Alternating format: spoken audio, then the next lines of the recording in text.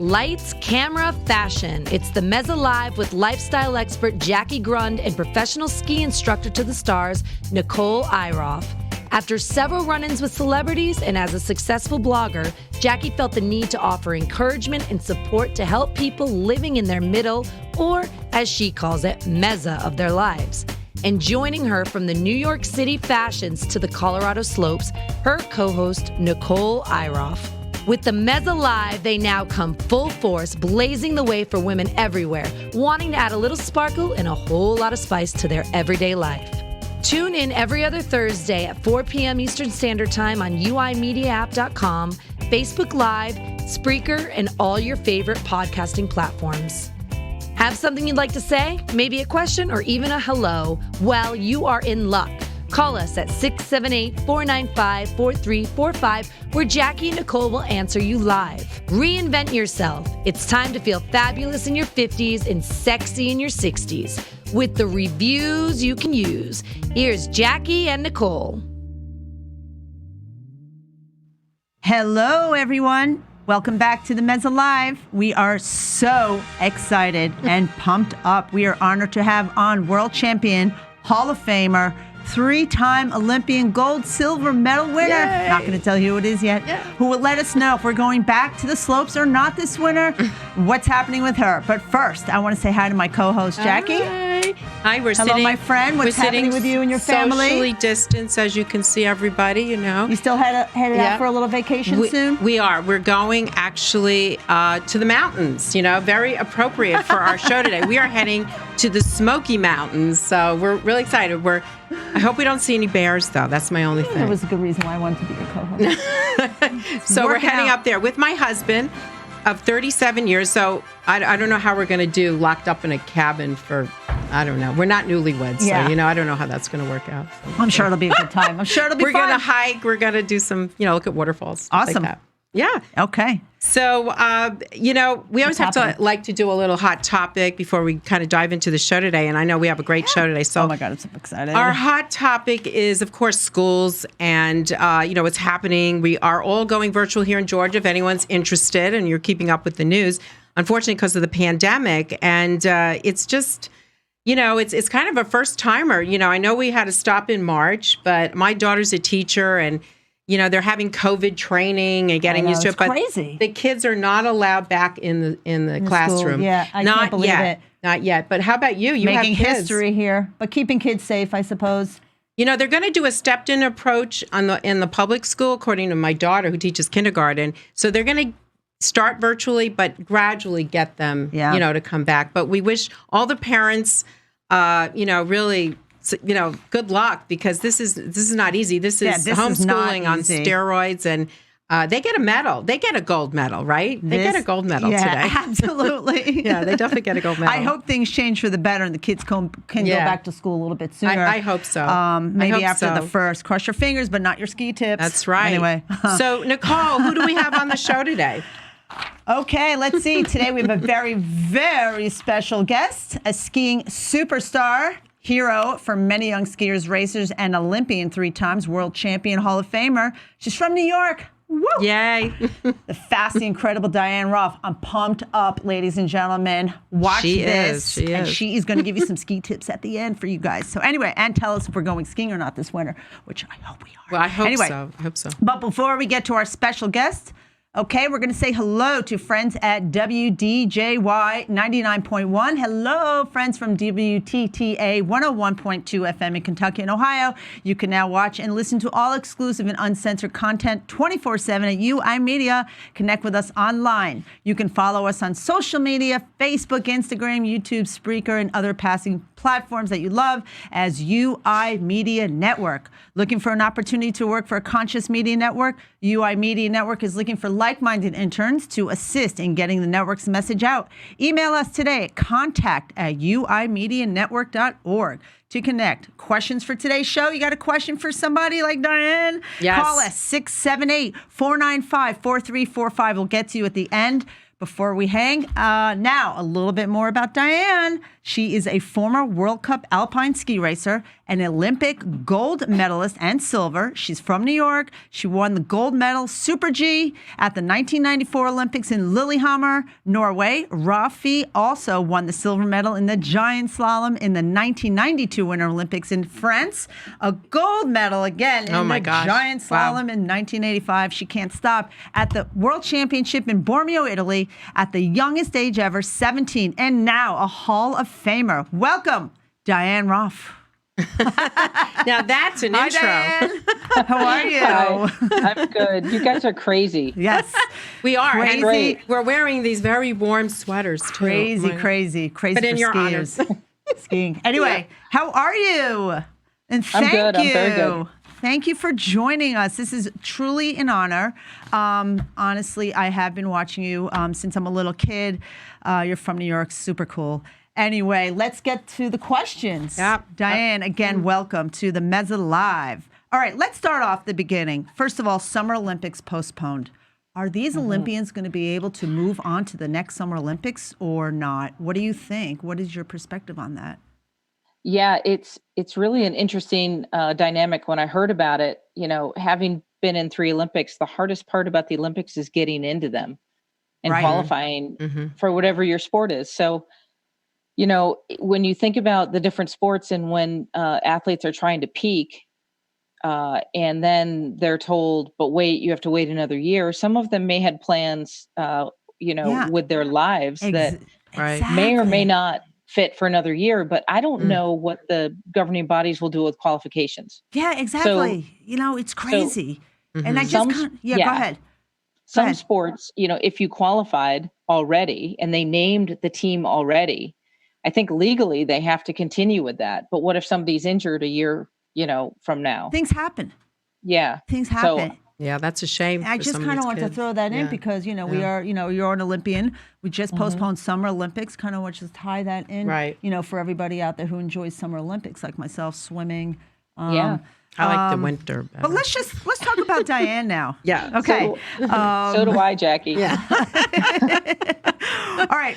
You're 5 years old. You're skiing. Yeah. Where did you start skiing in New York? And how did you know that this was going to be part of your life? Like, when did you say, you know what? I have a knack for this. I'm good. Yeah. Take us back. Well, I never, contrary to what people think, right? Everybody thinks that people grow up saying, I want to go to the Olympic Games. That really wasn't even on my radar. I never even thought about it at all until I was actually on the national team. So at 5 years old, I just wanted to race, and my older brother was racing, and I asked my parents, begged them, could I do this? But, and this is an important point for a lot of parents, it was what we did as a family. Right. It's such a great family sport. Yeah. Yeah. And things are a little different now, and you'll laugh about this when you actually get a chance to think about this. But then, kids did what their parents did. Right? Right. We all grew up. We all grew up doing what our parents do. And both my parents loved to ski, and they dragged us along. And if we loved the sport, great. If not, we had to go anyway. So when I started, I think it just, was a 240-foot hill in upstate New York between Rochester and Syracuse on the northern end of the Finger Lakes called Brantling. And it was in the town of Sodus, New York, which is in the middle of apple orchard land. Yeah. Very tiny. And we had 3 rope tows and 2 T-bars, no chairlifts. You had a race team. We had a race team. They threw you and your parents. Right. And the area didn't even open until 4:00. Oh, that's why? Because they skied under the lights and nobody could come until after the workday. Oh, I see. Interesting. My kids would ski at night too. I had them doing night skiing. That was the too cold. I wanted to know when you started racing. At what age did you actually start to race, and you realized you had this talent? Like what was going through your head? Like, do you actually say, "Oh my God, I'm really good at this. I really want to do this and continue on"? Like, what age were you at that point? So when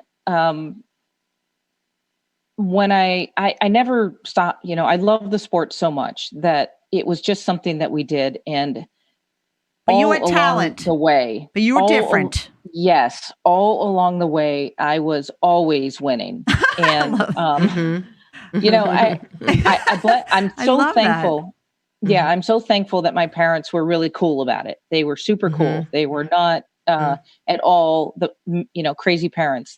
My dad would announce the races and my mom would volunteer. And so they were there, but they weren't with me. And when I was 12 or 13, when I was 13, I really started competing with and beating girls that were in college. Wow. And then, for example, the Empire State Games, when I was 14 and I raced in the Empire State Games in New York, they were at Whiteface. And at that time they raced on the trail mountain run right under the Olympic trails. Now they don't use those anymore, but they did. It was really steep. Right. And in the slalom, I won a bronze medal for the men.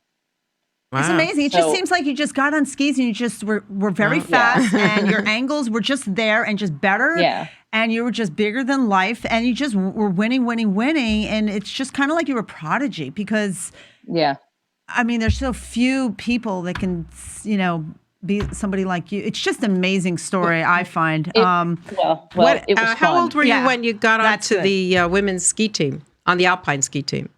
15. You were 15. Wow, okay. that's young. Yeah. Isn't that young? And is that young? Yes, very young. You don't see that now.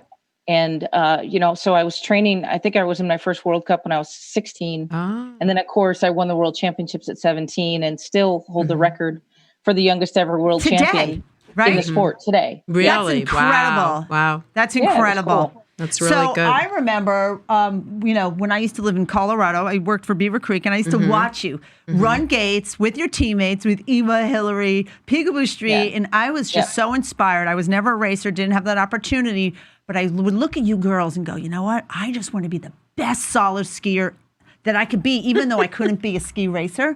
And you were just so inspiring for me, and I want to thank you. And as a team, even though our sport's individual, as a team, we rocked it. I mean, we were confident, sassy, just really good at what we did, and we were a really good team. Right. So let's get down to the good stuff. 1985. Let's go back a little bit. Going back into the 80s. You're 17. You win the gold medal in giant slalom. Okay. Is that correct? In Bormio, Italy? Yeah. Yes. And you still hold that title. You still hold that title. Wow. That's incredible. Yes. For the youngest, yes. Love you. That is just super cool, extremely inspiring for any skier, man, woman, child. I mean, that's just you're really amazing. That is amazing. Okay, let's keep going. Now you're crossing the finish line when you won that gold medal. What is going through your head at 17 years old when you see that you won? Seriously. Well, I didn't know yet, so I ran first. And then waited for the other girls to come down behind me, and my name stayed on the leaderboard on the second run. And my name kept staying up on the leaderboard, and nobody really. I'd never won an international race you were kind of previously. like not the underdog, but they didn't see you as the winner. No, I was the last one to qualify for that team. I was the last one named to the team because I was so young. Yeah, and you just came up and just stole the gold.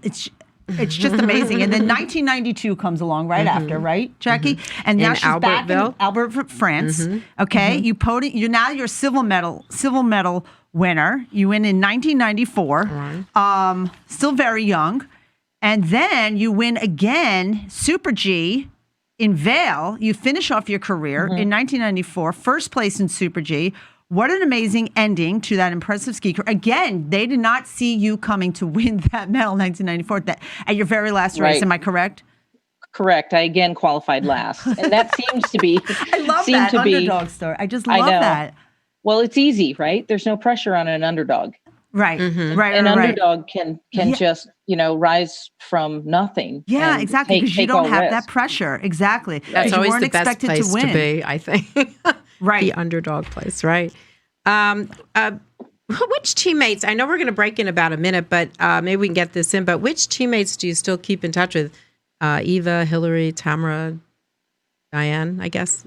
We you keep in Heidi, touch we all see each other randomly. So we all will pitch in our time for fundraisers for the current U.S. ski team. Right. And while we have all gone on to our, lives, our separate lives, when we see each other in the room, it's pretty funny because we don't miss a beat. It's like a sorority. We're pretty tight. Girls, it is. we're going to have to break in about a few seconds, and we're going to come back and finish with some more questions. Superstar Diann Roffe. We'll be right back. Yeah. You stay right there, Diann. Yeah, don't go.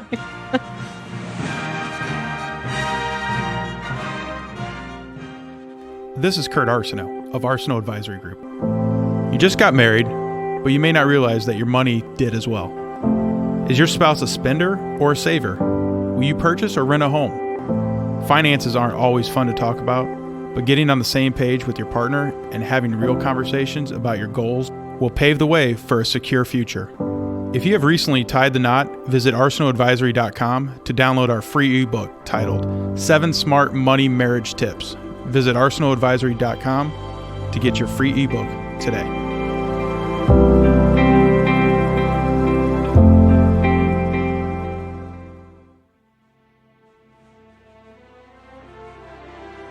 Hey, ladies, gentlemen, all skiers, snowboarders, winter enthusiasts alike. We have Diann Roffe here with us, 3-time Olympian, gold and silver medal, and a Hall of Famer. Mm-hmm. Welcome back again, Diann. And let's continue with who you are in touch with from your U.S. ski team. Right. Jackie wants to know. Yeah, we were. Yeah, you said it was like a little bit of a sorority. You do keep in touch, I guess, right? So. We do. Yeah.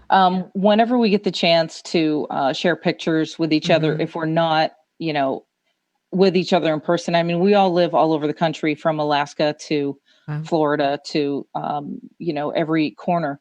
And do you ever go skiing together? Maybe do you plan trips together at all? Once in a while. I mean, it's hard to plan. Once every 5 years or so, we might get together. Yeah, it's schedules. It's all about schedules now. And it's about kids now. Mm-hmm. Yeah, and there's Do you have kids? By the way, do you have children? I didn't. I do. You do. I do. My husband and I have a son. Do they ski? Yeah, we all ski. Oh, that's great. Ski. That's great. Yeah, that's great. Thank the Lord. Okay, so let's get on to what we're doing today, Diann. I know you've been reporter, commentator for many Olympics in the past, for news channels in Denver, I know. Let's talk about what you've been up to since your ski race days. Burke Academy. Tell us what Burke Academy is and what you're doing today.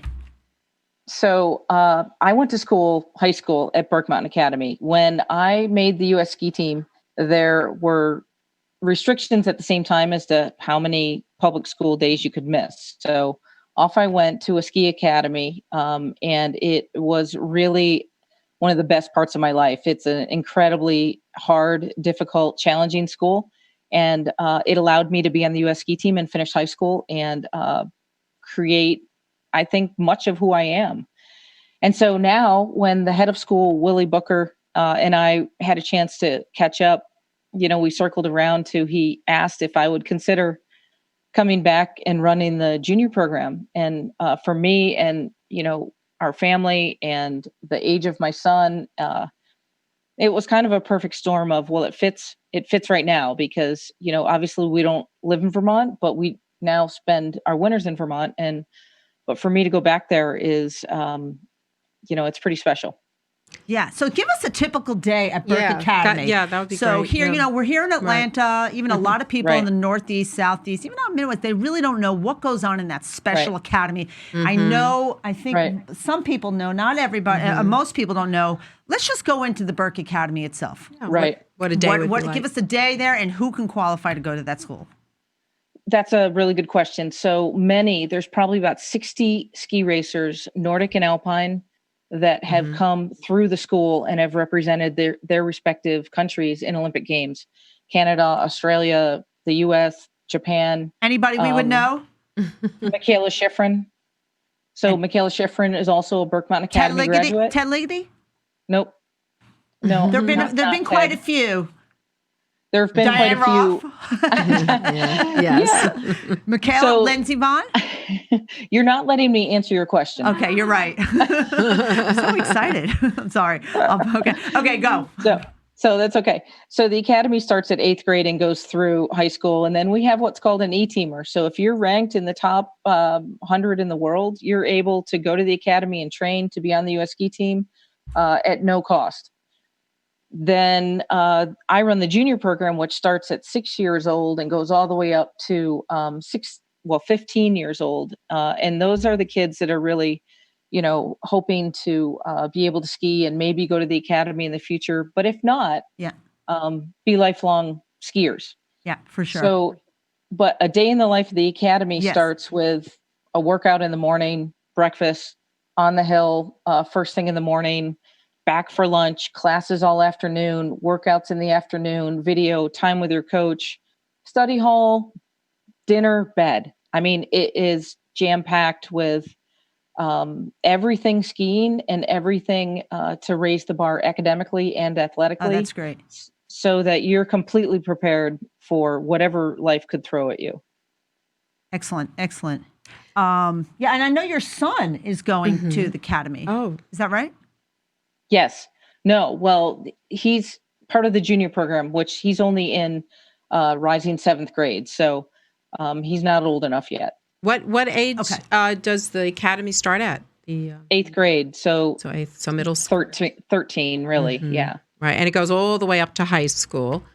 Yep, through high school. What about college? Like, what happens with the kids with the college? I mean, you're still, I guess, you have to be really young, I know, to be in the Olympics and all that. Right. But what about kids that, what about college? How's that fit in sometimes? I was just wondering. That's a really good question. College has become much more prominent in a skier's athletic pursuit of the U.S. ski team, which has been a really good thing. Yeah. Especially on the men's side, because we know that the men athletically just mature later than the women do. Yeah. So women might be on the ski team younger, and then they would just defer college or even go to college to be able to augment their training and study while they're training and competing with the U.S. ski team. The men may go to college and then end up on their respective ski teams after college. Right. So it's very flexible, and it just really depends on where the athlete is in their development. And you just got this position, right, as the director? Is it recent? Yeah. Yeah. So that's exciting. This will be my this will be my second year. And we are, here we are in the age of COVID-19, right? A worldwide pandemic. Crazy. And the best news in all of this, though, is that, outdoor sports are thriving. People are biking. People are golfing. People will be skiing. I hope so. We're going to get to that. It's socially distant, if you ask me, I think so. Correct. You're gonna, okay, I have a little quick question before we go into a little bit more of the pandemic thing. But where's your favorite place to skate? Top 3. Top 3.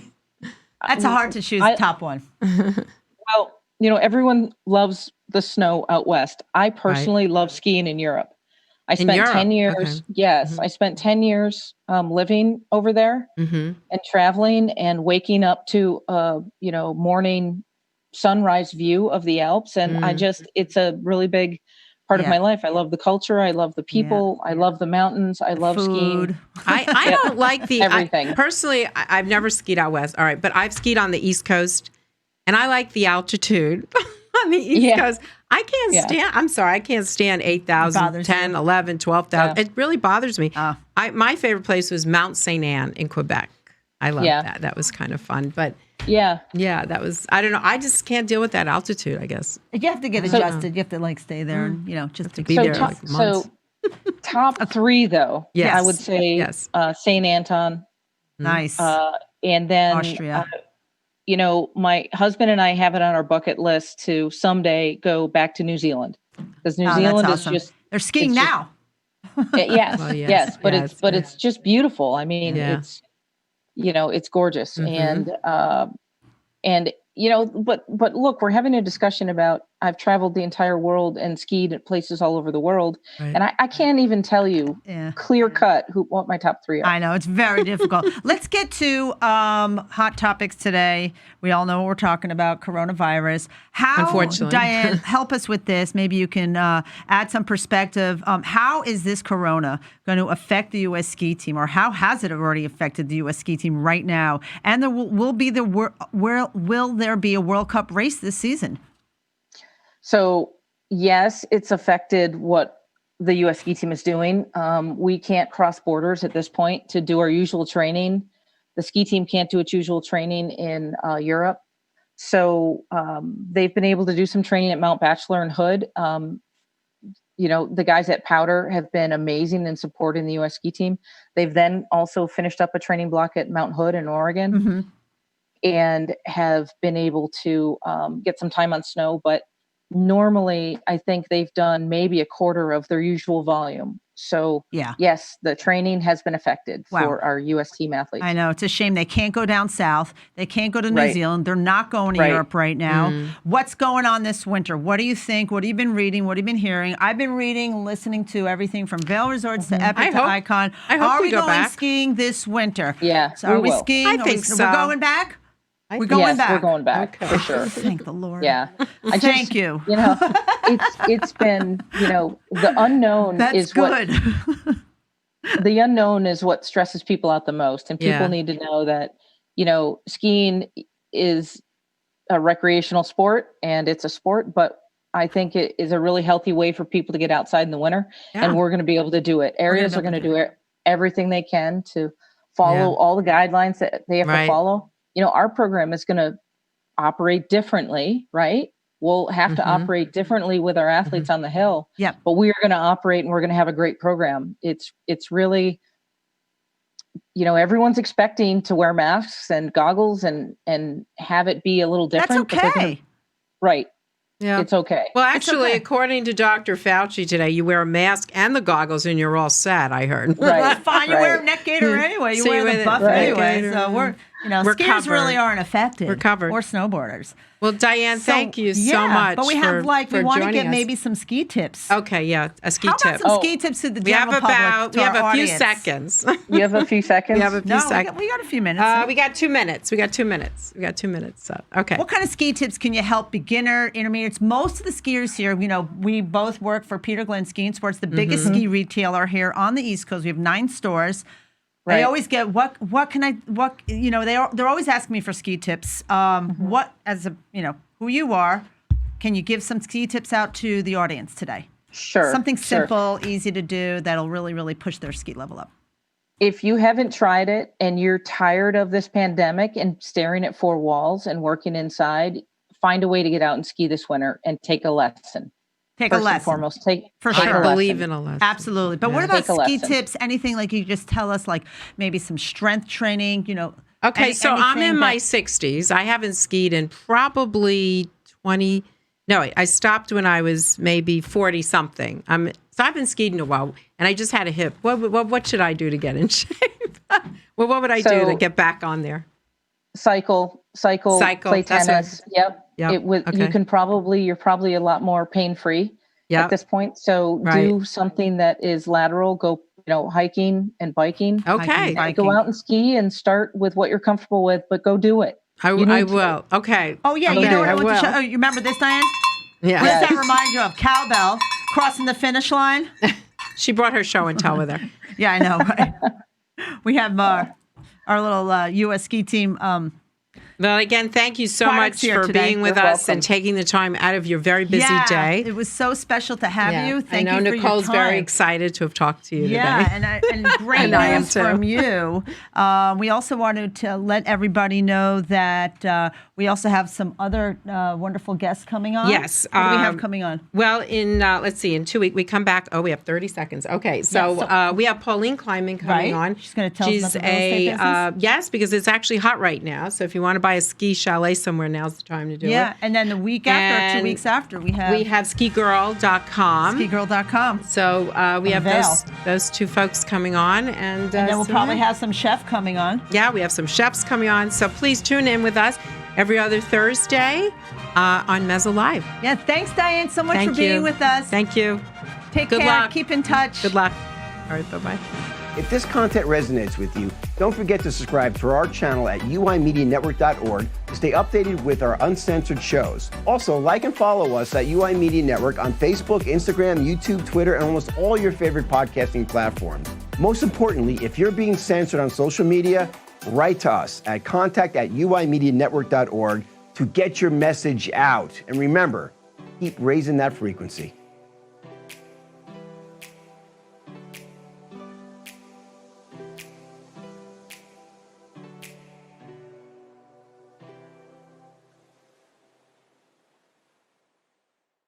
I can't believe that time went by so fast. It's true what they say. Time flies when you're having fun. Please like, comment, share, and support the show. Go to uimediaapp.com to watch all the Mezza Live shows.